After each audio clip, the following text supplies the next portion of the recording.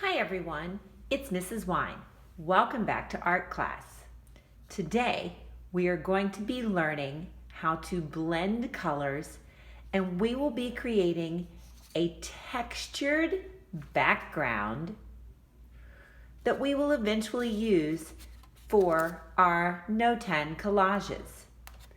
Now, this video is the video to watch if you have tempera paint or poster paints at home. If you have watercolor paints at home, make sure you watch the video that shows you how to create a watercolor wash. For this project, if you're creating this background, you're going to need paint that is liquid. It doesn't have to come in a bottle this big. You can certainly buy individual bottles for about $1 or $2 at a craft store or even at a hardware store. So let's get started. The important thing to know is when you're blending colors together, you need to choose colors that work well together. So think about what we've learned about color in the past. What are the primary colors? Red, yellow, and blue. And what do we know about mixing those colors? If I mix red and yellow, what do I get? I get the color that's in between it, orange. So if I mix yellow and blue, I get green. And if I mix blue and red, I get purple or violet. So anytime you mix two primaries together, it's going to give you the secondary color. Those are always safe colors to blend. Another safe option is analogous colors. Analogous is either two colors or three colors that are side by side on the color wheel. They touch each other side by side. So in this project, you're just going to be choosing two. Today, I am going to be choosing red and violet. When I mix them together, it's going to give me kind of a red-violet color. So I have red paint and I have violet paint. If you're using the liquid paint, you always want to make sure you give them a quick shake before you start. Now, the other thing you are going to need is newspaper to keep you from making a giant mess, and a white sheet of paper. I like a thicker sheet of paper. If you have paper that's too thin, you run the danger of having the paper get too wet and then it will rip or tear. Also, if you're putting your name on your paper, it needs to go on the back of your paper. If you're working at home, you might not even need your name because no one else is going to see it but you. Now, the other thing you need for this project, because we're creating a textured design, is you need something to create that texture. In school, I'm using a paint scraper. But if you don't have a paint scraper at home, that's okay. You could actually make one with cardboard just by recycling. So all I did is I cut out a little rectangle from the cardboard. It's maybe 2 or 3 inches, maybe 4 or 5 inches.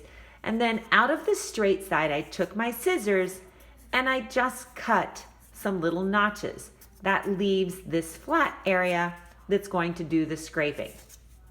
Now, the fun thing about this project is it does get just a tiny bit messy. All I'm going to do is I'm just going to pour my paint directly onto my paper. Part of that design is going to show, so you do want to make sure as you pour it that you spread it out onto the different parts of the paper. Then, once I have the paint spread out, I'm ready to start scraping. So I just take my paint scraper and I'm just going to start spreading that paint all over my paper. The first thing I want to do before I worry about creating a texture is I just want to make sure that I have covered all parts of the paper. So I really make sure I don't have any tiny white spaces showing. Yes, I might get a tiny bit of paint on my hands, but that's okay. I can always wash my hands when I'm done. So I want to make sure that I cover my whole paper. Then, once all the white spaces are covered, I want to think about what kind of design I want to scrape. I could scrape straight lines, or I could cover that up. You have time just to try a few ideas before the paint dries. I could try some curvy lines, some wavy lines. I could try scraping a couple different ways. Maybe I scrape horizontally across my paper, and then I could also come back and scrape again going vertically. Once I have scraped a design that I like, then I'm finished. The only thing that leaves me to do is to clean up my mess. So that is an important detail. If you have a plastic scraper like I do, that means I have to take it to the sink and wash it. But if you have a recycled cardboard scraper, that would just mean you have to put it back in recycling.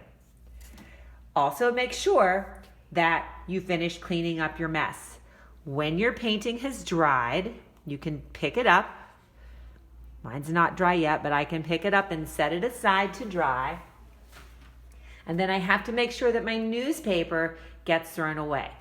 Don't forget to put that newspaper down first so that you don't make a huge mess. If you have any questions, you could always let me know. I hope you have a wonderful week choosing which way you're going to create your background. And as always, keep on creating.